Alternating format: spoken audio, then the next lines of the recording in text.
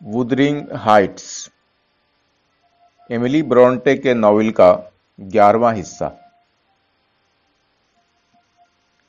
यह खत पढ़ते ही मैंने मालिक को जाकर बताया कि इजाबेल वुदरिंग हाइट्स पहुंच चुकी है और उसने मेरे नाम खत में कैथी की बीमारी पर बड़ी तशवीश का इजहार किया है और यह कि वो एडगर से मिलने के लिए बहुत बेचैन है और शदीद ख्वाहिश रखती है कि उसे माफ कर दिया जाए। माफी? एडगर बोला। माफी किस बात की नेली? तुम चाहो तो आज ही शाम वुदरिंग हाइट्स चली जाना और उसे बताना कि मैं उससे नाराज नहीं हूं बल्कि उसे खोकर रंजीदा हूं, क्योंकि मैं खूब जानता हूं कि वो वहां खुश न रह सकेगी। रही बात मेरी वहां जाने की, तो इसका तो सवाल ही नहीं पैदा होता। अगर उसे वाकई मेरा कुछ लिहाज है तो उसे कहना कि जिस बदमाश से उसने शादी की है उसे मुल्क छोड़ जाने पर मजबूर करे। मैंने तकरीबन रुहासी होकर कहा, तो क्या आप उसे एक मुख्तसर सा रुका भी न भेजेंगे? नहीं नहीं, रोकेबाजी की जरूरत नहीं। हीथ क्लिफ की बीवी को खत लिखना मेरे लिए उतना ही शर्मनाक है जितना खुद हीथ क्लिफ को खत लिखना। ऐसा कभी ना होगा। ग्रेंज से वुदरिंग हाइट्स जाते हुए मैं एडगर की सर्द मेहरी पर दिल ही दिल में कुढ़ रही हूं। तमाम रास्ते यही सोचती रही कि एडगर की कही हुई बातों को क्यों कर इस तरह मोड़ूं कि वो इतनी करख्त मालूम न हो। इजाबेल शायद सुबह से मेरे इंतजार में थी, क्योंकि जो ही मेरी नजर पड़ी वो खिड़की में खड़ी मेरी राह तक रही थी। मैंने हाथ लहराया तो वो घबरा कर पीछे हटी जैसे किसी से खौफजदा हो। मैं दस्तक दिए बगैर अंदर दाखिल हो गई। अपनी साबिका रिहाइश को यूं काबिल रहम हद तक गंदी हालत में देखकर मेरे सीने पर सांप लौट गया। अगर इजाबेल की जगह मैं होती तो हालात खाह कैसे भी होते, मैं मेज कुर्सियों की झाड़ पोंछ जरूर करती। उसका प्यारा चेहरा पसमुर्दा और मुरझाया हुआ था, बाल बेतरह बिखरे हुए थे। हिंडले घर में नहीं था, लेकिन हीथ क्लिफ मेज पर झुका हुआ नोटबुक में कुछ लिख रहा था। मुझे देखते ही उठा, खैरियत पूछी, बैठने को कुर्सी दी। मैंने उसे कभी किसी से यूं इखलाक से पेश आते न देखा था। आज तो यूं लगता था जैसे वो इंतहाई मुहज्जब और उसकी बीवी निहायत बदतमीज हो। वफूर शौक में वो यूं हाथ बढ़ाकर आगे बढ़ी जैसे मैं वाकई उसके लिए एडगर की तरफ से कोई खत लाई हूं। मैंने नफी में सर हिलाया तो वो शायद इस गैर मुतवक्के जवाब को समझ न सकी, और मैं टोपी उतारकर कोने में रखने गई तो वो मेरे पीछे आई और सरगोशी के अंदाज में मुझसे खत मांगा। हीथ क्लिफ ने यह खुसुर फुसुर सुन ली थी। वो बोला, नेली, अगर तुम इसके लिए कोई पैगाम लाई हो तो छुपाने की क्या जरूरत है, दे डालो। तमहीद बांधने और बात को हेर फेर से करने की बजाय मैंने बराह रास्त सही सही बात करने का फैसला किया। मैं कोई खत लेकर नहीं आई। एडगर ने मुझे कहा था कि इजाबेल को साफ तौर पर बता दूं कि न ये उनसे खत की तवक्को रखे और न ही मुलाकात की। इजाबेल, वो तुम्हारे लिए बेहतरी की ख्वाहिश करते हैं, तुम्हारी खुशी के ख्वाहां हैं और इस दुख को भूल चुके हैं जो उन्हें तुम्हारे जाने पर हुआ था। अलबत्ता वो ये चाहते हैं कि दोनों घराने अब एक दूसरे से ताल्लुकात न रखें तो बेहतर होगा। इजाबेल के होंठ कपकपाए और वो खला में घूरती हुई खिड़की में जाकर खड़ी हुई। हीथ क्लिफ मेरे पास आकर खड़ा हो गया और कुरीद कुरीद कर कैथी के मुतालिक पूछने लगा। मैंने जो कुछ मुनासिब समझा बताया कि किस तरह कैथी ने खुद पर बीमारी को मुसल्लत किया है, और आखिर में उसे नसीहत की कि अब वो उनके मामले में खाह मखाह दखल देकर बात को मजीद न उलझाए। मैंने कहा, कैथी बच तो गई है, लेकिन बीमारी ने उसे ऐसा झंझोड़ कर रख दिया है कि अब वो भी पहले वाली कैथी न होगी। अगर तुम्हें इसका जरा भी पास है तो अब उसके रास्ते में न आना। बेहतर तो यह है कि अब कभी उससे मिलने की कोशिश न करो। उसकी शक्ल सूरत, सोच और किरदार सब कुछ बदल चुका है। कुदरत ने जिसे उसका उम्र भर का साथी बना दिया है, अब वो भी उस कैथी को याद करके रोया करेगा जिसकी अदाओं पर वो कभी मर मिटा था। अब तो महज इंसानी हमदर्दी और फर्ज की अदायगी के तौर पर उसके साथ जिंदगी गुजारेगा। हीथ क्लिफ बज़ाहिर मुतहम्मिल मिजाजी से बोला, मुमकिन है जो कुछ तुम कह रही हो ऐसा ही हो कि तुम्हारा आका महज इंसानी हमदर्दी और फर्ज की अदायगी के लिए कैथी के साथ उम्र गुजार दे, लेकिन क्या तुम समझती हो कि मैं कैथी को महज एडगर की हमदर्दी के सहारे छोड़ दूंगा? क्या तुम समझती हो कि कैथी के मुतालिक मेरे और उसके जज्बात में कोई फर्क नहीं? सुनो नेली, यहां से जाने से पहले तुम्हें मेरे साथ यह वादा करना होगा कि कैथी से मेरी मुलाकात कराओगी। मैं उससे जरूर मिलूंगा। बोलो, क्या कहती हो? मैं कहती हूँ हीथ क्लिफ, तुम्हें यह हरगिज कोशिश नहीं करनी चाहिए। मैं ऐसा हरगिज न होने दूंगी। अब अगर एडगर से तुम्हारी मामूली सी भी चपकलिश हो गई तो कैथी गई जान से। हीथ क्लिफ बोला, तुम चाहो तो बात बिगड़ने से बच सकती है। मैं तो एडगर को जानबूझकर कुछ नहीं कहता, इसलिए कि उससे शायद कैथी को दुख हो और वो दुख में हो, यह मुझे किसी कीमत पर मंजूर नहीं। मेरी और एडगर की मोहब्बत में यही तो फर्क है कि अगर मैं उसकी जगह होता तो गो के उसने मेरी जिंदगी को जहन्नम बनाने में कोई कसर नहीं छोड़ी, लेकिन महज कैथी का ख्याल करते हुए मैं हरगिज उस पर यूं हाथ न उठाता जैसे उस दिन उसने मेरी गर्दन पर अचानक मुक्का मार दिया। जब तक कैथी उसका लिहाज करती है मैं उसे छू भी नहीं सकता, लेकिन जो ही यह लिहाज खत्म हुआ मैं एक मिनट रुके बगैर उसका दिल चीर के खून का आखिरी कतरा तक पी जाऊंगा। लेकिन जब तक कैथी उससे ताल्लुक कायम रखे हुए है मैं तो मर जाऊंगा, लेकिन एडगर का बाल भी बेका नहीं करूंगा।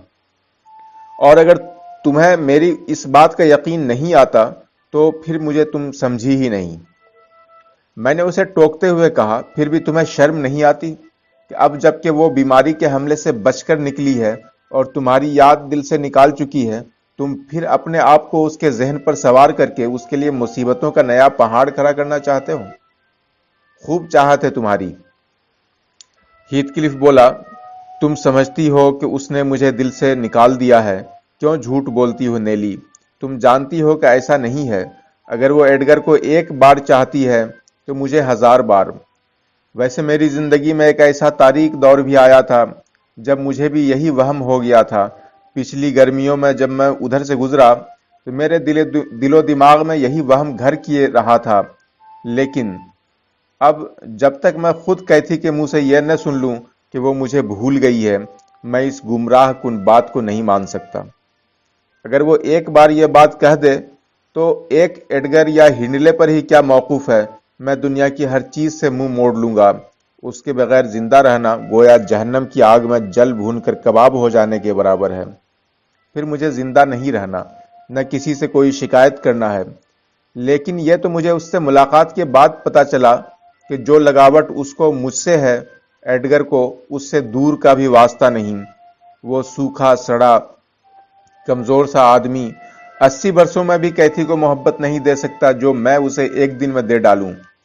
कैथी का दिल मेरी तरह समुंदर से भी ज्यादा वसी और गहरा है। एडगर को उससे क्या निस्बत? कैथी तो अपने कुत्ते को भी उससे ज्यादा प्यार करती है। उस मिनहिनी से जिस्म के आदमी में वो चीज कहां जो मुझमें है, वो उससे कैसे मोहब्बत कर सकती है? इजाबिल तेजी से बोली, कैथरीन और एडगर एक दूसरे को बहुत चाहते हैं। किसी को कोई हक नहीं कि उनकी पीठ पीछे उन पर भोंडे इल्जाम लगाए। मैं अपने भाई की बदखुई यूं खामोशी से नहीं सुन सकती। तो न सुनो, तुम्हें कौन सुना रहा है? वो तो तुम्हें भी बहुत चाहता है और यह उसी चाहत का सबूत है कि यूं ढिठाई से तुम्हें जमाने के रहम करम पर छोड़ दिया है। इजाबिल बोली, इससे यह पता नहीं चलता कि मैं किस तकलीफ में मुब्तला हूं। मैंने कहा, इजाबिल की हालत अच्छी नहीं है हीथक्लिफ। उसने जिस तरह तुम्हें चाहा है, जिस तरह तुम्हारे लिए घर बार छोड़ा है, तुम्हें भी जवाबन उतनी ही मोहब्बत करनी चाहिए। यह बड़ी जलील लड़की है। हीथक्लिफ गरजा, यह तो अभी से मेरी मुखालिफ है। तुम शायद यकीन न करो कि यह शादी से अगले ही दिन घर जाने के लिए रो रही थी। यह घर उसके लिए बहुत मुनासिब है। मैं देखता हूं कि यह किस हद तक मुझे बदनाम कर सकती है। मैंने समझाने के अंदाज में कहा, देखो हीथक्लिफ, यह नाजों की पली माँ बाप की इकलौती लड़की है। यह इस बात की आदी है कि उसकी एक आवाज पर घर भर दौड़ा आए। तुम उसे कम से कम एक मुलाजिमा तो रख दो जो कमरे और इर्द गिर्द की सफाई तो रख सके। एडगर के मुतालिक तुम्हारे जो भी नजरियात हों, कम از कम ये तो सोचो कि ये तमाम आराम और आसाइश त्याग कर इस वीराने में तुम्हारे पास आई है। हीथक्लिफ बोला, यह एक गलत तासुर के तहत आई है। उसने यह समझा था कि मैं एक रोमांटिक हीरो हूं और हर वक्त उसके घुटने से लगा बैठा रहूंगा और उसके नाज नखरे बर्दाश्त किया करूंगा। यह उसका कसूर है, मेरा नहीं। जो उसने खामखा यह तासुर कायम किया कि मैं उसके जिस्म पर मरता हूं। मैं एक आजाद पंछी हूं, जिनसी भट्टी अपनी मर्जी से दहकाता हूं। यह मुझे देख देख कर यूं ही फर्ज करती चली गई कि मैं उसकी मर्जी के मुताबिक चलूंगा। उसकी मुस्कुराहटों और अदाओं ने शुरू में मुझे भड़काया जरूर, लेकिन जब मैंने उससे कहा कि उसकी मोहब्बत अहमकाना है, तो भी यह मेरा इशारा न समझ सकी और आगे बढ़ती चली आई। किस लिए? महज मेरे मजबूत पट्टे देखकर, मेरी चौड़ी छाती का उतार चढ़ाव देखकर, मेरी कलाइयों की मजबूती और मेरी गर्दन की अकड़ को देखकर, मेरी आंखों में दहकते हुए शोलों की आग देखकर यह समझी कि यह उम्र भर उनसे हरारत हासिल करती रहेगी। यह अपनी बेवकूफ़ी में इस कदर आगे बढ़ गई थी कि उसे किसी तरह भी अपनी हिमाकत का यकीन न आता था। मुझे तो आज पता चला है कि यह मुझसे नफरत करती है। क्या वाकई तुम अपने दावे में सच्ची हो इज़ाबेल कि तुम्हें मुझसे नफरत है? पूरा दिन नहीं, महज सुबह से दोपहर तक मैं तुमसे बात न करूं तो क्या तुम अपना सर मेरे कदमों में रखकर टिसवे नहीं बहाने लग जाओगी? मेरे जिस्म से गर्मी हासिल करने के लिए बेकरार न हो जाओगी? सच्ची बात तुम्हें कड़वी जरूर लगती होगी, लेकिन क्या यह हकीकत नहीं कि तुम्हारी मोहब्बत महज एक तरफा थी? नेली, इसने कभी मेरे दिल में अपने लिए नरम गोशा देखा हो तो बताए। कभी मैंने इस पर रहम किया हो? गरेन से बाहर निकलते ही पहला काम जो इसने मुझे करते देखा वो उसके कुत्ते को रुमाल से बांधकर दीवार के साथ लटकाना था। इसने मुझसे बार बार दरखास्त की कि मैं कुत्ते को छोड़ दूं, तो मैंने उसे साफ लफ्जों में बता दिया कि मेरे बस में हो तो इसे एक एक करके यूं ही लटका दूं, सिवाय एक जात के। उस एक जात से मुराद यह गालिबन अपना आप भी। मेरे जुल्म और ज्यादतियों पर उसने कभी नाक नहीं चढ़ाई। यह फितरी तौर पर जुल्म पसंद वाक़ हुई है, बशर्ते कि इसके अपने जिस्म पर जख्म न आए। क्या यह उस जलील कुतिया की हिमाकत न थी कि मुझसे इश्क मोहब्बत की तवक्को रखती थी? नेली, अपने मालिक को बता देना, मैंने जिंदगी में इतनी घटिया और कमीनी मखलूक कभी न देखी। उस मजिस्ट्रेट को भी यह बता देना कि इन तमाम बातों के बावजूद मैंने कभी कानून को हाथ में नहीं लिया या इसे यहां से भगाने या अलग होने के लिए मैंने कभी कोशिश नहीं की। अलबत्ता यह यहां से जाना चाहती है तो जा सकती है। यहां रहकर दुख तकलीफ उठाने की बजाय यह ज्यादा बेहतर होगा कि अपने बेहुदा वजूद से इस घर को पाक कर दे। मैंने कहा, हीथक्लिफ, क्या पागलों की सी बातें करते हो? तुम्हारी बीवी को यकीन हो चुका है कि तुम पागल हो, इसीलिए उसने अब तक तुम्हारे साथ गुजारा भी किया है। लेकिन अब जबकि तुमने कहा है कि यह जा सकती है, तो यकीनन तुम्हारी इजाजत से फायदा उठाएगी। इज़ाबेल, तुम इसके शिकंजे में इस कदर नहीं कसी गई होगी कि अब भी यहां रहो। हीथक्लिफ अपने मकसद में कामयाब हुआ था। वो इज़ाबेल में नफरत की जहर भर चुका था। वो फुनकारते हुए बोली, इसकी किसी बात का यकीन न करो नेली, यह झूठा बदमाश है। यह कोई इंसान थोड़ा ही है, यह तो हैवान है, हैवान, बिल्कुल जानवर। इससे पहले भी मैं यह बात सुन चुकी हूं कि मैं चाहूं तो यहां से जा सकती हूं, लेकिन जब मैंने इसकी कोशिश की तो जो मेरा हाल क्या गया वो मैं बयान नहीं कर सकती। लेकिन खुदा के लिए तुम भैया और भाभी से इन गिरी हुई जलील बातों का तस्करा बिल्कुल न करना। यह कुछ भी कहे, लेकिन इसका असल मतलब यह है कि किसी तरह एडगर भैया को तंग करे। उसने साफ कहा है कि मुझसे शादी करने का असल मकसद भैया को नीचा दिखाना है, लेकिन मैं उसका यह मकसद कभी पूरा न होने दूंगी। मैं पहले मर जाऊंगी ताकि यह मेरे यहां होने का दबाव भैया पर न डाल सके। मुझे पता है कि अपने पागलपन में किसी दिन मुझे जान से मार डालेगा और यूं मुझे चैन नसीब होगा। मेरी जिंदगी की तो बस एक ही ख्वाहिश बाकी रह गई है कि या मैं मर जाऊं या इसकी लाश देखूं। हीथक्लिफ बोला, ये सुन रही हो नेली? अगर किसी अदालत में गवाही देनी पड़ जाए तो इसकी गुफ्तगू याद रखना और जरा इसके चेहरे की तरफ तो देखना। कमबख्त की सख्त निगरानी की जरूरत है और इसका कानूनी मुहाफिज होने की वजह से मैं यह फर्ज जरूर अदा करूंगा। چلو اوپر جاؤ، مجھے نیلی سے کچھ خاص بات کہنی ہے۔ راستہ ادھر نہیں ادھر ہے، یہ سیڑھیاں اوپر جاتی ہیں۔ ہیتھ کلف نے ایزابیل کو گردن سے پکڑ کر باہر نکال دیا اور واپس آتے ہی ہوئے بڑبڑایا، میرے دل میں ذرا بھی رحم نہیں ہے۔ جراثیم جس قدر زیادہ پھولتے جائیں مجھے اسے مسلنے میں اتنا ہی زیادہ لطف آتا ہے۔ میں اپنی ٹوپی اٹھانے کے لیے بڑھی اور بولی، رحم، کیا تم اس لفظ کی معنی بھی جانتے ہو؟ کبھی رحم پاس سے بھی گزرا ہے تمہارے؟ مجھے ٹوپی اٹھاتے دیکھ کر وہ بولا، وہیں رکھ دو ٹوپی، ہم ابھی نہیں جا رہے۔ نیلی، میں بہت جلد کیتھی سے ملنا چاہتا ہوں۔ تم سیدھی طرح وعدہ کرو یا مجھے زبردستی وعدہ لینا پڑے، لیکن مجھے کیتھی سے بہرحال ملاؤ۔ میں قسم کھاتا ہوں کہ نہ میں اسے نقصان پہنچانا چاہتا ہوں، نہ ایڈگر سے الجھنا چاہتا ہوں۔ میں صرف کیتھی سے اس کی اپنی زبانی سننا چاہتا ہوں کہ اب وہ کیسی ہے، کیوں بیمار ہوئی، اور اس کی اس حالت میں اس کے کیا کام آ سکتا ہوں۔ رات میں گرینج کے باغ میں 6 گھنٹے تک رہا، آج پھر جاؤں گا اور اس وقت تک روزانہ جاتا رہوں گا جب تک مجھے اندر داخل ہونے کا موقع نہ مل جائے۔ اگر ایڈگر آڑے آیا تو اسے 2-4 ایسے ہاتھ دکھاؤں گا کہ وہ کیتھی سے گفتگو کے دوران دخل نہ دے سکے۔ اگر اس کے ملازم دخل انداز ہوئے تو پھر یہ پستول دیکھ رہی ہو، یہ ہر طرف چلے گا، لیکن تم چاہو تو یہ کام بدمزگی کے بغیر بھی ہو سکتا ہے۔ میں تمہیں قبل از وقت اطلاع دوں گا کہ میں کب آ رہا ہوں۔ تم مجھے ایسے وقت اندر جانے دینا جب ارد گرد کوئی نہ ہو اور ہماری ملاقات کے دوران بالکل کسی قسم کی گڑبڑ نہ ہو۔ سوچ لو، بہت بڑی الجھن سے بچا لوگی سب کو۔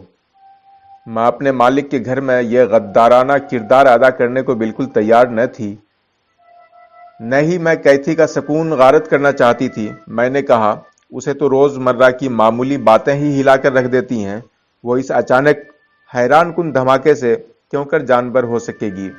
اس بات پر ضد نہ کرو ہیتھ کلف، ورنہ میں مالک کو تمہارا سارا منصوبہ بتا دوں گی، پھر وہ ایسے تمام اقدامات کر لے گا جو تمہاری پسندیدہ آمد سے گھر بھر کو بچائے رکھیں۔ ہیتھ کلف بولا، اس صورت میں مجھے تمہاری دیکھ بھال کا بندوبست کرنا پڑے گا۔ تم کل صبح تک یہاں وودرنگ ہائٹس میں بند رہو گی۔ مجھے یہ کہہ کر بے وقوف بنانے کی کوشش مت کرو کیتھی کہ مجھ سے ملاقات کا صدمہ برداشت نہ کر سکے گی۔ تم اسے ذہنی طور پر تیار کرو اور اس سے پوچھو کہ میں کب آؤں۔ تم کہتی ہو کہ وہ کبھی میرا نام اپنی زبان پر نہیں لاتی، کس کے سامنے لے وہ میرا نام؟ کس سے بات کرے وہ میرے متعلق؟ جس گھر میں میرا ذکر ممنوع ہے، تم کہتی ہو وہ وہاں میرا نام نہیں لیتی؟ وہ تو تم سب کو اپنے خاوند کے جاسوس سمجھتی ہے۔ تم سب نے مل کر اس کے گرد جہنم بنا رکھا ہے۔ اس کی خاموشی ہی تو مجھے سب کچھ بتا رہی ہے۔ ایک طرف تم کہتی ہو کہ وہ اکثر بے چین رہتی ہے، دوسری طرف کہتی ہو پرسکون ہے۔ کیا تماشا بنا رکھا ہے تم لوگوں نے! اس خوفناک تنہائی میں کیا اس کا دماغ تم لوگوں کے ساتھ اس خوفناک تنہائی میں کیا اس کا دماغ درست رہ سکتا ہے؟ اور وہ تمہارا آقا، وہ ذلیل اور سڑیل سی خشک مخلوق جو بقول تمہارے انسانی ہمدردی کے طور پر اس کے سر پر مسلط ہے، اسی نے تو سارا بیڑا غرق کیا ہے۔ اس بیچاری کا کیوں نہ یہ فیصلہ ہو ہی جائے؟ اگر تم یہاں پھنسی رہنا چاہتی ہو تو میں ابھی جا کر راستے کی تمام رکاوٹیں دور کر کے کیتھی تک پہنچوں گا، اور اگر عقل مندی سے کام لو تو وہی کچھ کرو جو میں کہتا ہوں۔ تم اگر خواہ مخواہ ضد پر اڑی رہیں تو میں زیادہ دیر انتظار نہیں کر سکتا، ابھی فیصلہ کرو، اسی وقت۔ مسٹر لاک ووڈ، میں نے کیا کیا جتن نہ کیے، کیا کیا دلیل نہ دی، کس کس ڈھنگ سے انکار نہ کیا، لیکن آخر کار اس کا کہنا ماننا پڑا۔ طے یہ ہوا، یا یوں کہہ لو کہ زبردستی طے کرایا گیا کہ میں ہیتھ کلف کا رقعہ کیتھی کو دوں۔ اگر وہ ملاقات پر راضی ہو تو میں ہیتھ کلف کو بتاؤں کہ اگلی بار ایڈگر کب گھر سے غیر حاضر ہوگا، پھر وہ گرینج آ جائے گا اور موقع پا کر اندر داخل ہو جائے۔ مجھے یہ بھی خیال رکھنا تھا کہ موقع ایسا ہو جب کوئی بھی ملازم اس کے پاس نہ ہو، خود مجھے بھی پاس نہیں ٹھہرنا تھا۔ کیا میں نے غلط فیصلہ کیا تھا یا صحیح؟ میں جانتی تھی کہ فیصلہ غلط تھا، لیکن اس کے سوا اور کوئی چارہ نہ تھا۔ میں سمجھی میرے اس فیصلے سے ایک بڑا دھماکہ ہونے سے بچ جائے گا اور شاید کیتھی کی صحت یابی میں بھی مدد مل سکے۔ لیکن جب مجھے خیال آیا کہ ایک بار کیتھی کی بیماری اور ایزابیل کی ہیتھ کلف سے ملاقاتوں کے متعلق ایڈگر کو اس اندھیرے میں رکھ کر مجھے کس قدر ڈانٹ پڑی تھی، تو گرینج تک کا سفر بہت ہی اداس گزرا۔ میرا حوصلہ نہیں پڑ رہا تھا اور نہ ہی سمجھ میں آ رہا تھا کہ ہیتھ کلف کا رقعہ کیتھی کو کیوں کر دوں۔ بات صرف ایڈگر سے چھپانے ہی کی نہ تھی، بلکہ مجھے یہ بھی پتا نہ تھا کہ کیتھی کا اس بارے میں کیا رد عمل ہوگا۔ خدا جانے وہ اس بات پہ مجھ سے کس قدر بدظن ہو جائے، نہ جانے وہ کیا کر بیٹھے۔ اگر اس نے وہ رقعہ ایڈگر کو دے دیا تو وہ فوراً مجھے ملازمت سے نکال دے گا۔ اسی ادھیڑ بن میں گرینج پہنچ گئی۔ 3-4 روز گزر گئے، رقعہ جوں کا توں میری جیب میں رہا۔ میرا دل ہی نہ چاہتا تھا کہ سوکھے گھاس کے فرش پر آگ کے اس گولے کو لڑکاؤں، نہ جائے ماندن نہ پائے رفتن۔ کبھی سوچتی کہ رقعہ دے ہی ڈالوں، پھر خیال آتا کہ نہ دوں، لیکن اس کے ساتھ ہی اس بھیڑیا صفت شخص کا خیال آتا جس سے وعدہ کرائی تھی۔ چوتھے دن میری چھٹی حس نے اشارہ کیا کہ ہیتھ کلف مکان کے باہر گھوم رہا ہے۔ اب تو میں بہت گھبرائی اور کسی بھی کام کے لیے گھر سے باہر نہ نکلی کہ کہیں وہ کتا کاٹ نہ کھائے۔ شاید وہ یہ سمجھ رہا ہو کہ میں اپنے وعدے سے پھر گئی ہوں، لیکن میرا دو یہ تھا کہ جب ایڈگر گھر سے باہر جائے گا پھر رقعہ دوں گی۔ 5ویں دن اتوار تھا، سب لوگ گرجا گئے ہوئے تھے۔ معمول یہ تھا کہ جب سب لوگ گرجا چلے جاتے تو میں اور ایک نوکر گھر کی دیکھ بھال کے لیے رہ جاتے اور ہم اندر سے کنڈی لگا لیتے۔ لیکن اس اتوار اتنی عمدہ چمکیلی دھوپ نکلی ہوئی تھی کہ ہم نے کمروں کو گرم ہوا لگنے کے لیے کھلا چھوڑ دیا، اور اس خیال سے کہ آج میں یہ رقعہ ضرور کیتھی کو دے دوں گی، میں نے ملازم کو ساتھ والے گاؤں مالکہ کے لیے سنگترے لانے کے لیے بھیج دیا۔ کیتھی سفید ڈھیلے ڈھالے لباس میں شانوں پر شال ڈالے ہوئے حسب معمول کھڑکی کے پاس بیٹھی تھی۔ اس کے طویل گھنے بال تو بیماری کے آغاز ہی میں کاٹ چھانٹ دیے گئے تھے، جو تھوڑے بہت باقی بچ رہے تھے ان میں وہ یوں ہی شغلن کنگھی کرتی رہتی تھی۔ اور جیسا کہ میں نے ہیتھ کلف کو بتایا تھا کہ اس کی ظاہری حالت اب وہ نہیں تھی، وہ پہلے والی کیتھی ہی نہ دکھائی دیتی تھی، پھر بھی ان حالات میں جب وہ پرسکون ہوتی تو وہ زمینی نہیں بلکہ کوئی خوبصورت آسمانی مخلوق نظر آتی تھی۔ اس کی آنکھوں میں چمک کی بجائے نرم و اداس خوابناک سی کیفیت طاری تھی۔ اس کی نظریں اب ارد گرد کی چیزوں پر نہ ٹھہرتی تھیں بلکہ پاس کی چیز پر اچٹتی سی نظر ڈالنے کے بعد خلاؤں میں گھورتی ہوئی دور افق کے اس پار کچھ تلاش کرتی ہوئی دکھائی دیتی تھی۔ اس کے چہرے کی زردی میں اب وہ پہلے سا وحشیانہ پن نہ رہا تھا، لیکن اس کی ذہنی و دماغی کیفیت کے پس منظر میں جو دکھ، درد اور کرب کا سمندر ٹھانٹھے مار رہا تھا، اس کے پیش نظر بظاہر صحت یابی کے باوجود کم از کم مجھے یہ صاف دکھائی دے رہا تھا کہ یہ خزاں دیدہ پتا کسی وقت بھی درخت سے الگ ہو کر زمین پر آ رہے گا اور پھر کائنات کی وسعتوں میں کھو جائے گا۔ ایڈگر کی ہمیشہ یہ کوشش ہوتی تھی کہ کیتھی کسی چیز کا مطالعہ کرتی رہے تاکہ اس کی توجہ کسی خاص طرف مرکوز رہے اور بکھرنے نہ پائے۔ اس وقت بھی ایک ادھ کھلی کتاب اس کے سامنے پڑی تھی، دھیمی ہوا اس کے صفحات کو الٹ پلٹ رہی تھی، گمٹن کے گرجا کی گھنٹیاں بج رہی تھیں اور دور سے آتی ہوئی پہاڑی ندی نالوں کی آواز کانوں میں رس گھول رہی تھی۔ گرمیوں میں یہ آواز گرینج کے ارد گرد دور تک پھیلے ہوئے درختوں کے گرتے ہوئے پتوں کے شور میں دب جایا کرتی ہے، لیکن وودرنگ ہائٹس میں یہ آواز 12 مہینے سنائی دیتی رہتی ہے، اور اس وقت کیتھی غالباً وودرنگ ہائٹس کا ہی تصور کیے ہوئی تھی۔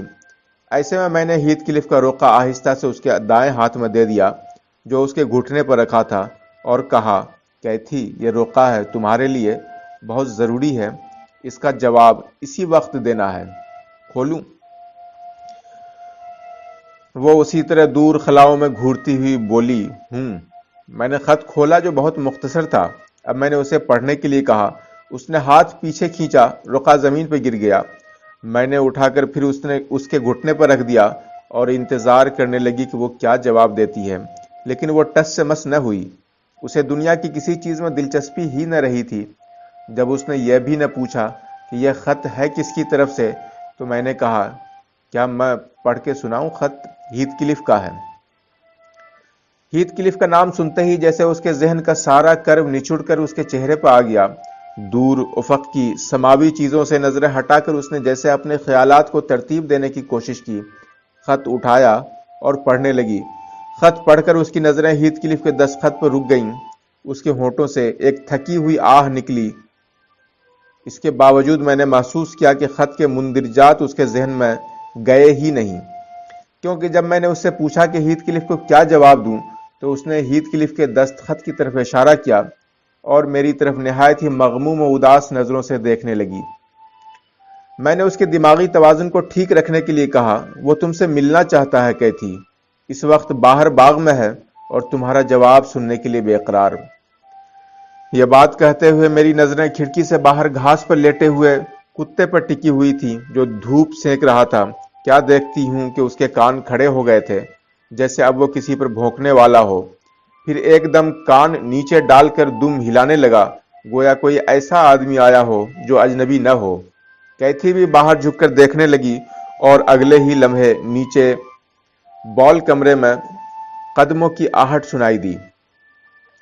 دراصل گھر کے دروازے کھلے دیکھ کر ہیتھ کلف کو اب اپنے آپ پر قابو نہ رہا تھا، پھر اسے یہ خیال بھی تھا کہ شاید میں اپنے وعدے سے پھر گئی ہوں، چنانچہ اس نے اندر گھس آنے کا فیصلہ کیا۔ تلخ سی بے چینی سے کیتھی کی نظریں دروازے پر لگی ہوئی تھیں۔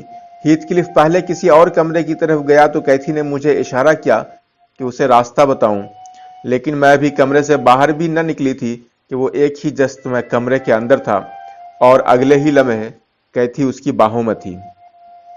اگلے 5 منٹوں تک کوئی حرکت نہ ہوئی، نہ کیتھی ہلی نہ ہیتھ کلف۔ ہیتھ کلف نے اسے اپنے ساتھ یوں لگایا ہوا تھا جیسے اسے دنیا کی عزیز ترین چیز مل گئی ہو۔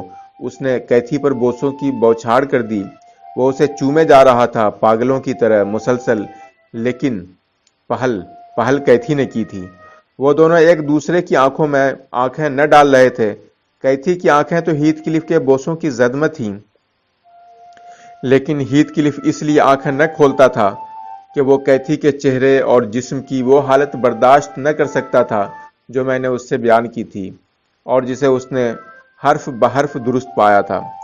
میری طرح اسے بھی یقین ہو گیا تھا کہ کیتھی اب زیادہ دنوں زندہ نہ رہے گی۔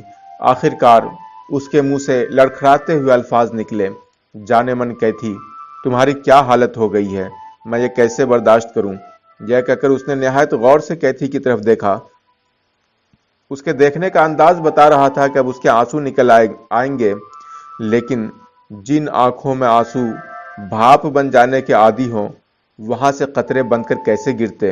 اس کی آنکھوں میں تو دکھ، درد اور غم کا جہنم دہک رہا تھا، وہاں قطروں کا وجود کیسا؟